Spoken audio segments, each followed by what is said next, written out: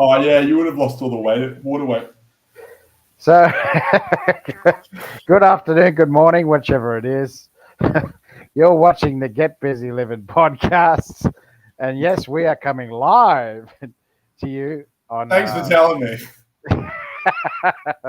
Told you it's very informal, very informal. So, you're on the Get Busy Living podcast. I'm not Dr. Scott from Sixth Sense Acupuncture. I'm a registered acupuncturist and Chinese herbalist in the north of Brisbane, Vegas in Queensland, Australia. And we have a wonderful guest today, Andrew Cominos. Is that how you pronounce it? Cominos. Yeah. Cominos? I'm just sharing this to my Facebook feed so everyone can see it. Cool. So thank you so much, Andrew, for coming on and helping me out, because I appreciate what you're doing today, because I had someone had to pull out the last minute. So gave you basically 48 hours to come on the show. So much appreciate jumping in so quickly for me. And yeah, I spent so long preparing for this. It was a huge undertaking for me. There's been hours and hours. I was up nights, didn't get any sleep. Did you? Oh, I didn't. I wonder what that noise was. So I was wanted to start off with asking the basic question of what gets you out of bed every morning, please, Andrew. What gets me out of bed every morning? Well, the sun comes up and light shines in the room, and typically that makes me go, "Oh, great, I'm awake." Time to get out of bed. I don't know, man. What gets me out of bed is pretty simple. I think most people are looking for this singular purpose that gets them out of bed, right? A lot of things that I talk to my clients about is what I call the 6 driving forces, right? And it's not about being in total alignment at all times. If you think about alignment in any way in your life, the reality is as soon as you become aligned in anything, there's a new goal, there's a new level of alignment, there's a new growth, right? And I think what gets me out of bed is just the magic of life in general, the appreciation of the fact that, man, I woke up, I can go for a walk this morning, I can do things, I can grow a business, but it's the driving forces of, my community and my health and my my growth and my spirit and my fun and my drive and, all these driving forces within my life, these 6 core areas of my life that I move and constantly progress towards alignment, to make the world a better place and leave the world a better place than I found it, I guess. I mean, I think it's just what gets me out of bed. I'm going to be the rare person that says what gets me out of bed is life. Life gets me out of bed because it's just, I see a tree outside and I'm like, fucking look how green that tree is. It's great. It's like, taste this coffee. It's fantastic. But I can see that that's just the start. Yeah, that's just the start to a wonderful day. And for me, it's to help others to have a better life, basically. And it sounds like you're in the same boat. So much appreciated to you, Andrew, in helping the community. And also, yeah. Well, I think I was thinking about it the other day, and someone said, like if you had to boil down, like my drive towards like what's my gift to the world, I suppose, or your drive. It's like I always think about it as my job is to, all I want to do is spread joy and happiness to the world. That's pretty much it, by empowering people to live their best life. Right. And I typically do that for business owners and, empower them to live their best life and achieve their goals, their dreams. But it really is about spreading joy and happiness to the world, because I think it's just something that people sorely need. Yeah. And that's so true. Yeah. Why be miserable? I can't see the point. You might as well be happy. And well, I mean, I don't know if everyone thinks about it that way, but I very often think to myself is like, you're going through each day, and as you go through each day, you have a choice, right? You can either suffer, or you can notice the good shit that is around you, right? You actually just have a choice to do that. Now, I'm not saying, and I know that very, very sadly, some people choose, the side of not having to go through life anymore, and that's a very sad situation.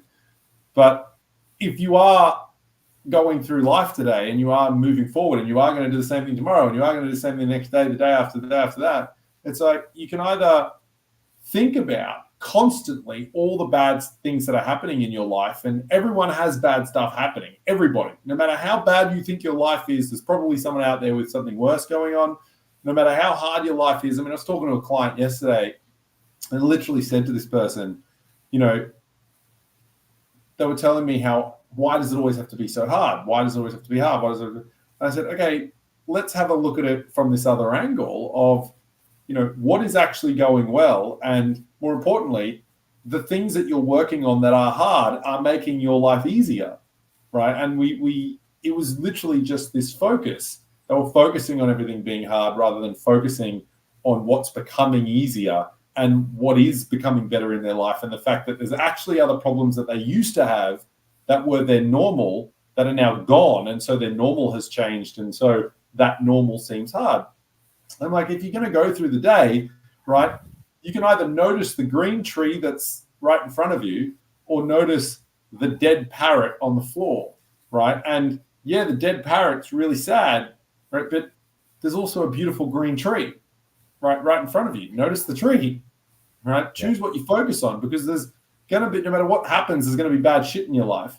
It's just what you choose to focus on that'll define the quality of your day. You know what I mean? Yeah, exactly right. That's.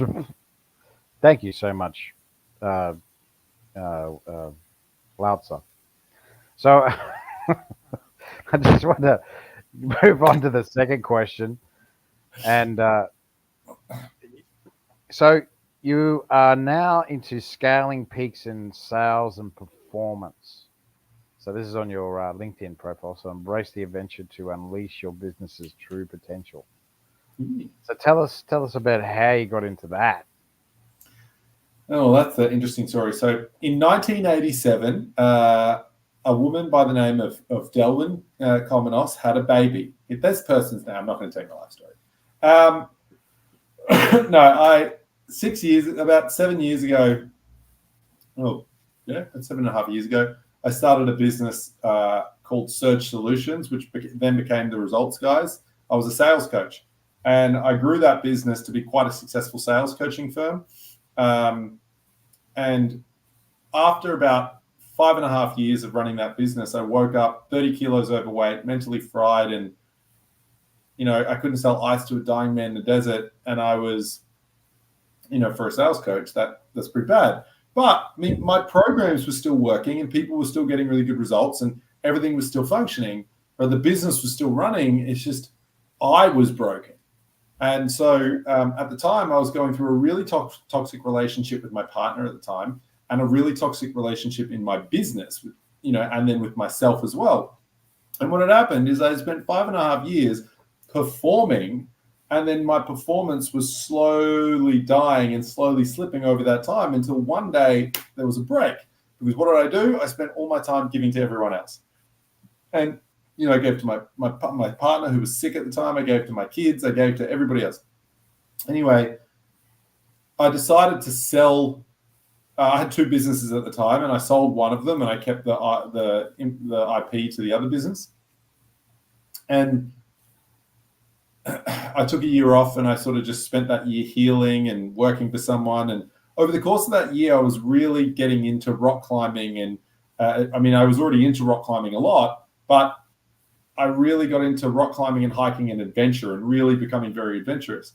And I did it so much, so often, so powerfully over that, year and a half sort of period, that it taught me the power of having something that fills your cup and brings you peace, and how much clarity that gives your mind. And then I started to notice performance increases in the job that I had. And I got really obsessed with performance. I started doing lots of research into it, and using the thousands of hours of personal development that I've done over my life, and and my coaching background, and my sales coaching and the fact that that's all mindset, I sort of developed this program, which at the time I called MAP, which is like your map to success, which for me covers mind, body, profit. And mind, body, profit for me is about understanding that your mind is the catalyst, your body is your vitality and energy, and that drives your ability to perform and be profitable. And so, I look at myself as the foundation coach for any business owner, right? So people come to me and we work on their business, but we're actually working on their mind, their body, which will then drive that profit. But then if they need marketing or they need something, then we find someone, we bring them in, and that's the person that helps them with that thing. But very often you bring in a marketing coach, you bring in a sales coach, you bring in a business coach, you bring in anyone, and they give you all this stuff to implement, but you don't do it. Why? Because your mind's not in the right spot. You're not performing as well as you want to be, and you're trapped in this cycle of busyness. And so what happened to me is that I realized that for me, I like when I was 30 kilos overweight and I was mentally fried, I wasn't doing the things or being the person or delivering to my business at the level that I needed to deliver because I couldn't deliver to myself first. So that's how I became a sales and performance coach. So, that was a lot faster than you thought it was going to be, wasn't it? You thought I was going to be talking for an hour on that one question. Oh, no, we haven't even scraped the surface yet. So, I was going to say, it's always the same old story that we have to go through adversity first before we find we need to fix ourselves, and then we can help others. Well, I think humans are naturally stupid. Right? Humans are naturally stupid. We have this idea of like, I'm so smart and I've got all these things figured out. But we know the problems we're facing. We just choose to ignore them until it's painful, until something happens. One of the best sayings I've heard was Tony Robbins, right? He goes, failure is not a cataclysmic event. It's failure to do all the little things in the face of knowing what's coming anyway. That's so true. Yeah. So it's going to happen. You just ignore it, like you said. Like there are things in your life right now, right, in both of our lives right now that I guarantee you we're ignoring. Oh, big time. Yeah, for sure. I guarantee, absolutely. But like you don't, and you just hope it sort of works out, and most of the time it sort of does work out, but there's always that time that just doesn't. And because failure is not a cataclysmic event, it's failure to do all the little things, and then the cataclysmic event happens because of all of that. Yeah. So it's the little steps of, not doing what you're supposed to. It's funny because the stuff that you don't want to do, I should say. Well, it's really funny, right? Because we all talk about, if you want to be successful, set yourself have a vision, a purpose, set yourself a goal, have all these little steps that you do to get to that success, right? Failure is the same thing. You want to get to failure, there's all these little steps that you have to do to get there. Just make a choice. Right? It's the same as success. It's literally just the opposite. It's just going that way instead of going that way, right? Make it like but also there's also the fear of the unknown. That also stops us from doing a lot of stuff. What I mean by that is the fear of success. Because what do you do when you succeed? You're just like, I made it. What do I do now? Let's just fail. Well, I think actually I've done a lot of thinking on that, and I think you're right to some degree. So we're all like, if you do a lot of thinking around fear. So one of my key elements to my method is overcoming fear, right? And if you do a lot of research into fear, you sort of you come up with this, like you realize that there are three core fears, and you're born with them, right? You're born with fear of falling, because if you're a baby and you're dropped, guess what happens? You die, right? Fear of loud noises, because if you're a baby and loud noise, possibly death, right? And fear of abandonment, because if you're a baby and you abandon, you die, right? So fear of the unknown is fear of loud noises. That's exactly what that is, right? Because it's, you don't know what the noise is. It's fear of the unknown. But I think where a lot of fear comes down to is like a lot of people can sort of overcome that fear of, if I succeed, I want to succeed, I know what I want, right? But, if I succeed, where do I go from there?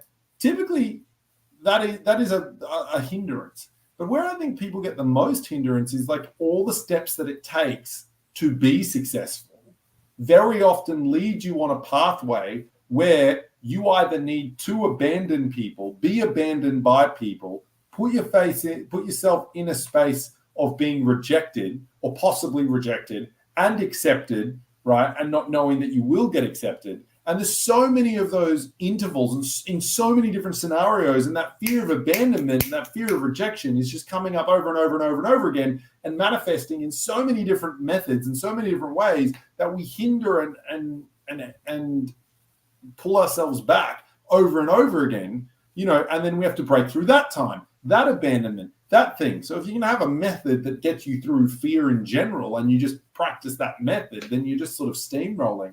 And then it's about, people are waiting for fear to just sort of go away rather than realizing that it's never going to go away. It's a one-trick pony. You have to learn how to handle it. Yeah. True. You know what I mean? Yeah, it's always there. It's a natural mechanism of the body and the mind as well. Yeah, I love these coaches, right, that say, you probably heard them, like, let me teach you how to delete fear from your life. Never be afraid again. Yes, I'm going to delete a biological reaction in your body. That's what I'm going to do. That's how. Yeah, that sounds like it's plausible. Of course, it's not going to affect your way. Makes no sense. Fear is always going to be there. You just, like you said, it's just how you manage it, how you subside it from stopping you from doing stuff, because that's all it basically comes back to. Well, I mean, it's like deleting joy, right? Or happiness, or you can't actually do that. Even people who are depressed experience moments of joy and happiness. Even people who are happy experience moments of joy and depression. You can't delete emotion. No. You can just learn how to manage it. Yeah, I agree with that. Yeah, you can help the physiology to help the mind, but the same thing, and vice versa. You help the mind to help the physiology. But at the end of the day, we are not in control, so it doesn't matter. We just have to have fun. We just have to have fun. I think that's the thing, right? Actually, this is one of my things, is that I think we're more in control of our body and our mind than we think we are. And that's exactly the problem, is that so many people aren't in control. So many people have this idea that their body, their mind is in full control. I'm just afraid. It's just who I am. I'm just not confident. It's just who I am. I just can't do it. It's just who I fuck off. Yes, you are. Like you are capable of taking that control back and being in control of your destiny, being in control of your life. Yeah. It's just a matter of whether you choose, and mark my words when I'm going to say what every other coach on the planet won't tell you. It just depends on how much hard daily grind work you want to put in.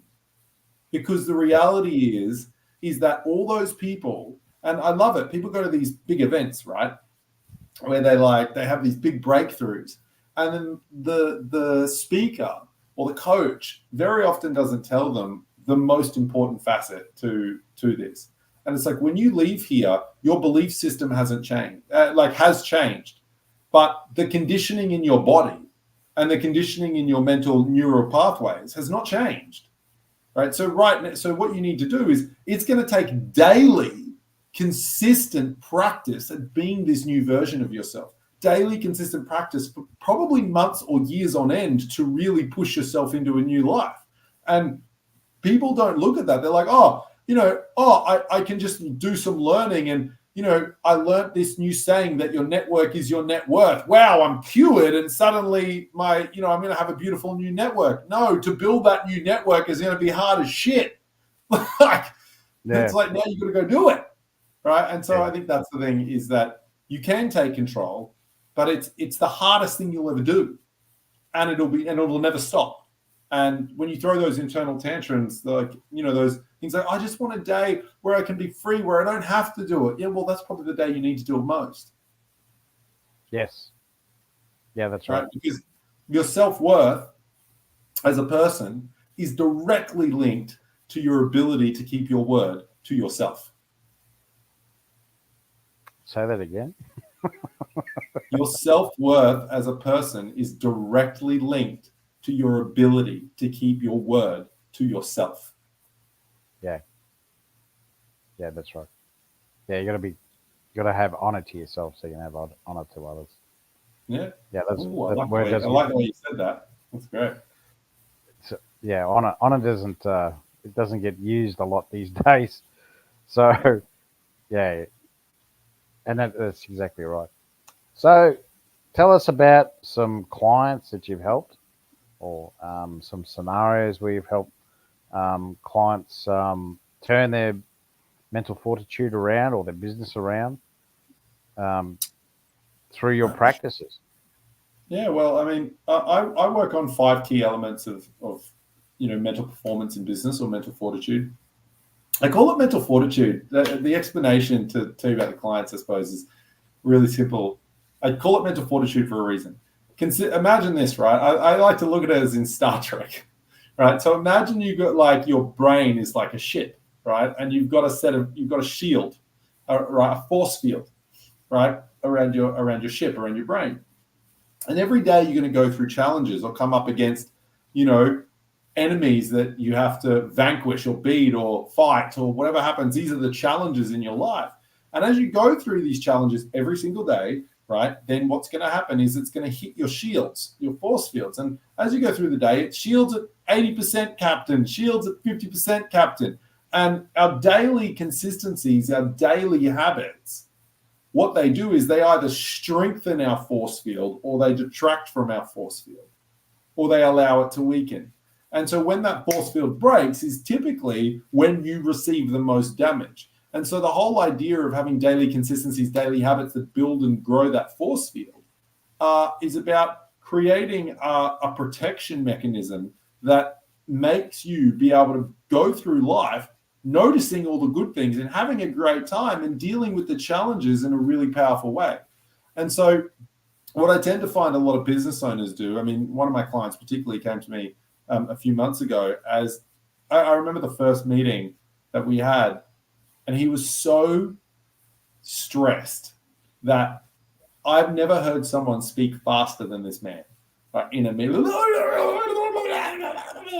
Right, and like when people speak at that intense pace, not with intensity and passion, I'm talking about that just like they just can't stop. Very often, that is a symptom of high stress and being stuck in a cycle of busyness, because they're in a state of rush. So their whole mind, their whole body is in this state of like, I need to get these words out as quickly as possible, right? And I remember thinking to myself, this man just needs some fucking minutes to just chill. And so I took him outside and we sat down on a chair and I said, stop, right? Since I've got here, you've said 15 million words and I've caught about 6 of them, right? So what I want you to do is I just want you to stop for 5 minutes. What we're going to do is just have total presence, total mindfulness in this moment. I don't want you to close your eyes. I don't want you to do anything. I just want you to be in this moment and actually be and notice the world around you. Anyway, that was 5 minutes and that made a huge difference, calmed him down, whatever. But I got on the meeting with him last week, right? Because we have a meeting every week. And I got on the meeting with him last week and I remember him getting on and he said, hey, Andrew, how you going? And he had a big smile on his face. He's really calm, speaking really slowly, and telling me how he's gotten his work done twice as fast. And he was off at 4 o'clock, every day last week rather than off at 6 or 7 o'clock. And, he was living his life versus just being stuck in this cycle of busyness and stress, and how everything just starting to flow a lot better. And that is simply through, daily habits that we're implementing and, really holding him accountable to keeping his word to himself, right? And taking care of him. So yeah, it's so you help a lot with mindset. That's what it sounds like. The simplest way to put it is I help you take care of you so that you can take care of your business. Yeah, gotcha. You know what I mean? That's probably the simplest way. I help you take care of you. But I actually do a lot of mine through the power of adventure, actually. So, I take people on half day and overnight adventures and stuff like that so that they can, because I tend to find adventure is a very subconscious teacher, right? It teaches you these lessons on a subconscious level so you never forget them. When you go through ordeals like that, you go through fear like that, it typically teaches you things that I can say the words and I can get you to think about it, but when you go through it, then you never forget it. It's easy to remember, yeah. Yeah. So tell us about that. So you do overnighters as well, do you? Yeah. I've got one coming up in May. Have you? May the 3rd and 4th. We're going to a secret location around Brisbane, and I'm taking people to it's a thing called the Change Adventure, and it's going to be. I do this thing where I say it's made to be accessible, but right on the edge of accessibility because it's meant to challenge people. It's meant to push you, and the whole idea is to cover these 5 key elements of ownership, taking ownership over your life, overcoming fear, having daily resilience, finding your purpose and your driving forces and alignment, and having peace. And it's really about changing you on that adventure from who you are now to who you actually want to be and starting that journey forward. But then it's going to be on you to do the hard work after that, right? But it's the overnight adventure is, some of it's on track, but a lot of it is just an off-track environment where no one ever goes. And it's going to be super fun. It's going to be outrageous. It's going to be a bit of an ordeal. And the coaching doesn't stop. It's not like we don't get to camp and then we just have a sleep, right? We get to camp and that's when a lot of the coaching happens. And it's a late night and an early morning, but it's a couple of big days, but it is going to be the most outrageous experience I think that these people have gone. I can only take 10 business owners, and we've got about 5 spots left, so I'm really excited. That's going to be awesome. That's May the 3rd and 4th. And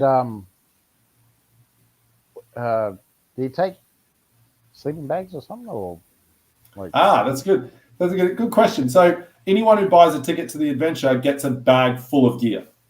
So they get the gear. They get the adventure gear. So I supply all the adventure gear and all the training on how to use the adventure gear, pack your bag, buy your food, all that sort of stuff. I was going to say, I've slept on the floor before, especially when it's cold and yeah. No, there's a full bag of adventure gear, right? Maybe you should come, Scott. That's right. I'm thinking about it actually, because when I go camping, when you say camping, I think, yay! So I got a big daddy, and of course, that weighs about. You know what I love about it? It's funny because I love about it because people think that they're like, oh, camping, that sounds great, and then they realize, yeah, you don't get some big like mattress. It's like a little blow up mattress in a hiking tent, right? Yeah, and then it's my favorite thing on the website. Like I've got this landing page for it, and it literally says the words, "There's no VIP section." That's it. Like you can't buy a more expensive ticket and get better treatment. No. Everyone goes through the same shit. Like it doesn't matter whether you're a billionaire or you got $5 to your name. Everyone's, if you need to take a shit, you're shitting in a hole. That's how it's working.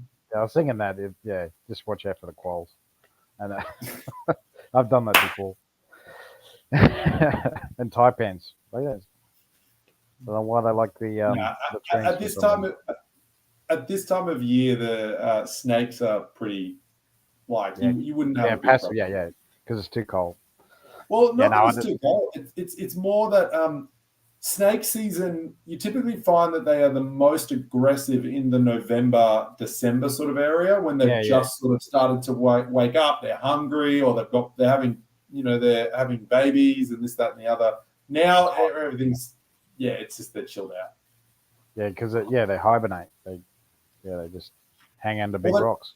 To be fair, they probably won't go into hibernation for, I don't know, another month or so. But I suppose by the time we go out in May, they probably will be starting to go into hibernation. Yeah, they won't be too happy.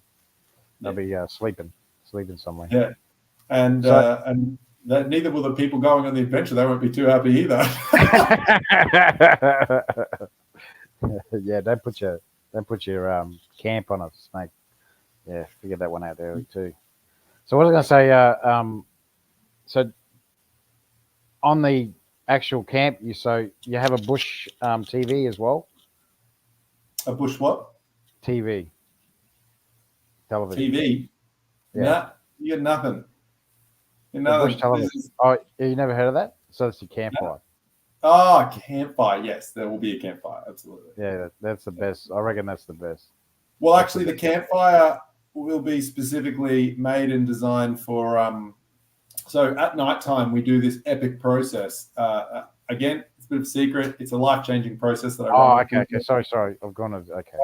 But life-changing process that I run with people. But the whole idea of the campfire is the fire is actually part of the process. So, which will be really, really interesting and really, really cool. So I'm really looking forward to it. So, but yes, there's a fire. There's lots of challenges. It's overnight. You get all the bags supplied for you, the whole gear. I feel like this has just turned into a sales meeting, Scott. Pretty much. Let me show you. Well, that's what this is all about. This is all about educating the public and also getting to know about your business and what you do and how you help people. That's pretty much why I do it. Because there's so many businesses out there that people don't know about because they just don't get that exposure. So this is a great platform, I believe, and I've found that it helps to other businesses, because at the end of the day, I'm here to help other businesses as well to get their name out and get their business out. So that sounds pretty cool, actually. That's right up my alley. I love camping. I love sleeping in the elements, and even if it isn't in the VIP section, it's still great to be under the stars. And the VIP section is the tent that's closest to my tent. That's it. The VIP section is in my tent, and there's only one person allowed in there, and it's my partner. Yeah, that's fair enough. Yeah, no snakes. I get it. Yeah. Oh. Yeah. I'm gonna keep my mouth shut. It's terrible.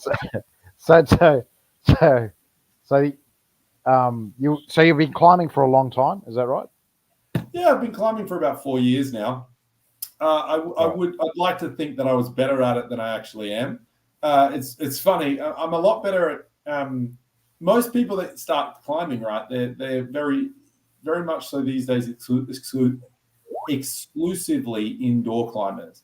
I started indoors and very quickly went outdoors. So I tend to be better at outdoor climbing. I do most of my climbing indoors, actually, funny enough, because during the week, it's just a lot easier to go down to the climbing gym and, smash a few climbs for an hour and do some exercise than it is to get outside, set up, do all the bits. But I much prefer outdoor rock climbing and that adventurous style than indoor climbing, personally. Yeah. Well, yeah, that's right. I've been to there's one in North Lakes. There's a kids one as well in North Lakes. Revolution Sports Park. Revolution. Yeah, that's that. So I know what you're saying. Like when you're in the elements, it's well, if you ever get the desire, mate, you should come into the city. I'll take you rock climbing at Kangaroo Point. Oh yeah. I actually had a patient. He did it for a living there at Kangaroo Point. Oh really? Yeah. He and it's a business that they had there, and they took people canoeing, and they also did. Oh, that's River Life. Yeah. So that's them. Yeah. So they take them canoeing, they take them hiking, and they also teach them how to climb Kangaroo Point. Yeah, it's awesome. There's a few businesses that use Kangaroo Point. We're actually in Brisbane. We are very lucky to have a cliff face right in the middle of the city. That's a beautiful, and the fact that the government has put a lot of effort into making it, an area that we can climb on. But the funny thing is, I say that about the government being the thing that does it, but there's actually a group called the Queensland Climbing Association. I can't remember the full name. It's ACAC, but they are the ones that do all the maintenance, and they make sure all the bolts are safe. They fight for climbers' rights to be, to be able to climb on cliff faces and mountains and stuff around Brisbane and Queensland. I mean, they're an amazing group of people who really help the climbing community. So, much appreciated to them. Yeah, that's it. That's true. So tell us some more about what happened before you got into sales. So what were you doing before that? A lot of before I started my own sales coaching firm, or before I got into sales? Before you got into sales, yeah. Into sales, I was like 18. I was pissed off around. First job? Yeah, I've been a salesperson my whole life. Like I started selling my first real job. Like, I'm not talking about casual jobs like working for, a restaurant here and a restaurant there as a waiter or something. But my first real full-time job was as a door-to-door salesman for over a year. I built which if anyone knows anything about door-to-door selling, that's like life tenure, because most people last about a week. And I spent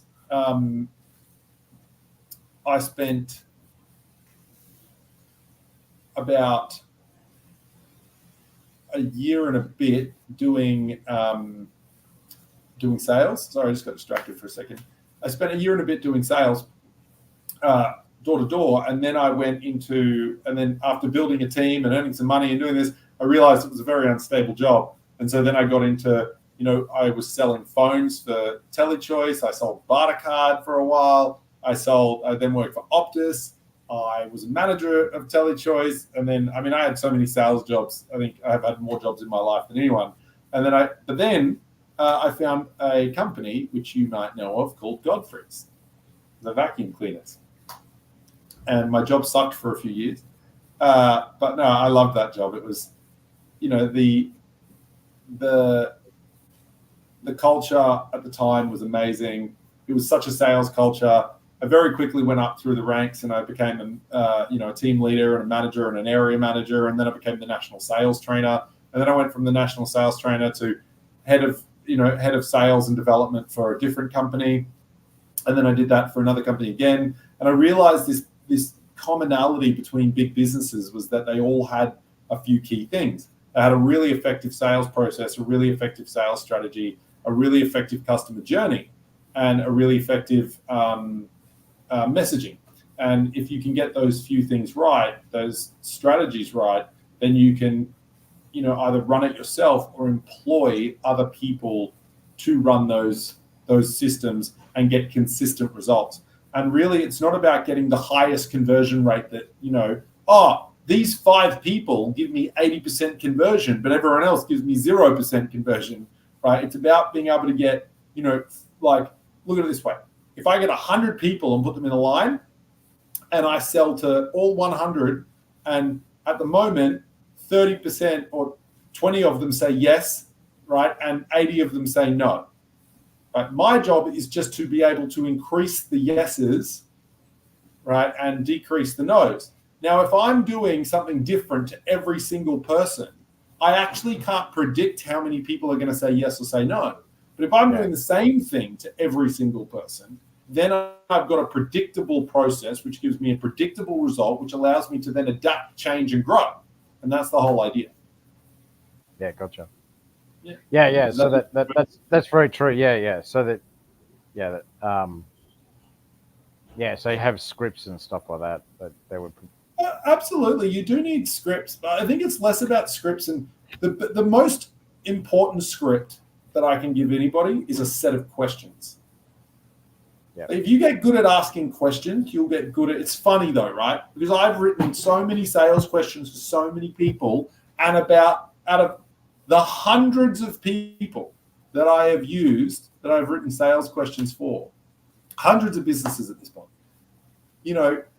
the ones that use the sales questions every single time without fail, and then adjust and change those sales questions, maybe every 10 or so times, right? They're the ones that get really great results over time, almost every time. Actually, no, every time. The one that it's funny how often you write these sales questions and you create a sales process with someone just uses it once or twice and it doesn't work. And then they go, oh, well, it doesn't work. I'm going to move on. Right? And then they just don't use it. And then you're like, well, I'm like, do you use the questions? Oh, I've used a couple of them, but then they just keep doing the thing that they normally do. And then they don't understand why nothing ever changes. And you're like, well, because you're just doing the same shit you've always done. Right? So you've got to this. It's like what we said before. It takes work. And what people want is people want a silver bullet. They want you to go, here's what you need to do. And then they take the pill and, my business grows, right? That's not how it works. No, that's exactly right. Yeah. The only thing you can predict in life is change. So you need to go with that change. And like you said, if you keep doing the same thing, Einstein, he was a genius in so many ways because he said that. He said to expect a different result doing the same thing over and over again. His definition of insanity. So but it's funny, we all do it. Yeah. Well, that's true. But to recognize it, to acknowledge it and recognize it, you need to do that first. It's like an addiction, isn't it? It sounds like an addiction. You need to recognize it first and then address it and then change what you need to get a better result. A better result. So that's pretty cool, mate. We've done pretty well. That's 42 minutes so far. So just tell us about what sort of client you're looking for. What's your ideal avatar? So I work with, for the adventures, it's different, right? So one-on-one, my typical client one-on-one is going to be a multi-six-figure or seven-figure business owner that is looking to perform or maintain their performance, usually maintain or increase their performance, or have lost themselves in the cycle of busyness, woken up one day and gone, who the f- is this person? How do I get my, who I want back? And it's about me teaching them that they're not trying to get someone back. They're trying to move forward to their new version of themselves. For the adventures, however, that is the reason I do the adventures and the group stuff is it is a lot more accessible for people, but also it's to help business owners or people or corporate leaders to be able to move forward, change, and stop feeling lost in their life and start feeling, and finding the best version of themselves so they can perform every single day. That's my ideal client, whether that be male or female, it doesn't actually matter. So. All right, cool. And the other thing is, tell us another story about a client that you've helped. Same thing with their business, with their sales, increase their sales. A client that I've helped. Well, there was this one person. I've done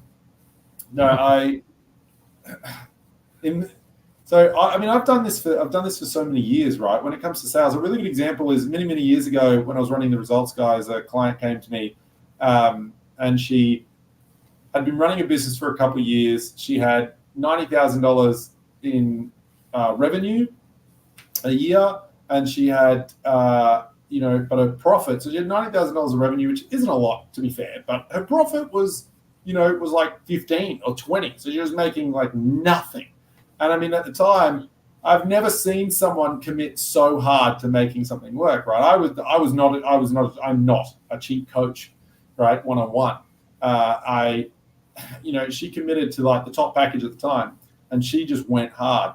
Within 6 months of the coaching package starting, she was she was earning $150,000, like on track for, right, and $90,000 of profit. So then her profit suddenly was as big as what her revenue was before, and her revenue was much bigger, right? But then within 2 years, she was, near $400,000 in revenue and earning about $300,000 in profit, right? Because she had a really high profit margin and a really high revenue because her business just grew, right? And because she had a predictable sales process, predictable sales strategies that she was running.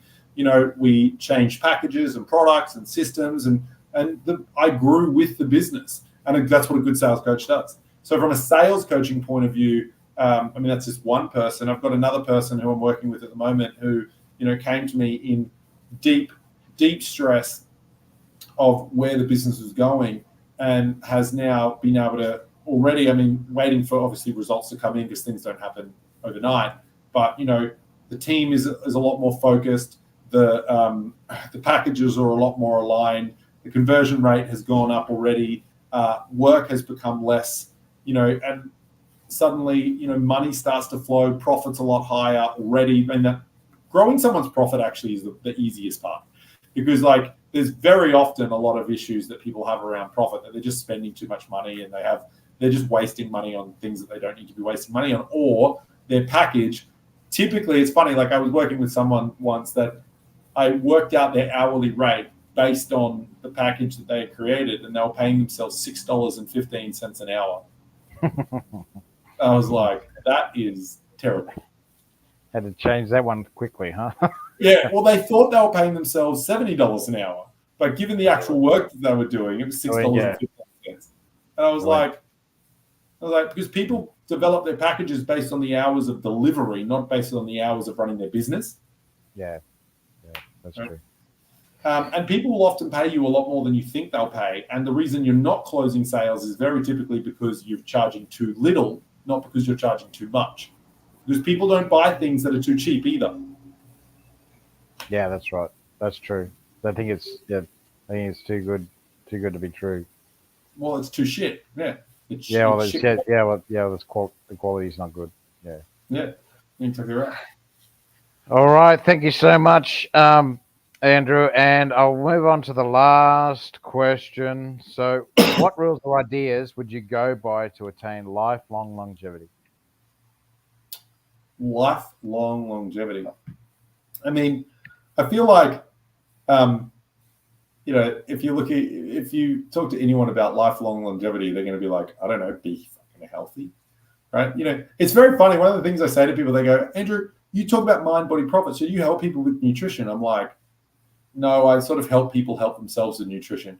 But I'll leave people with probably 3 rules to focus on, right? 1, right? If I asked you what's healthier, a caramel slice or an apple? Well, you know the answer, right? Well, so your ability... Apple's pretty full of sugar. Yeah, doesn't matter. Apples are full of fructose, absolutely, but it's a lot healthier than a caramel slice. I don't like... So here's the reality, is that people know how to eat healthy. People know how to be healthy. Yeah.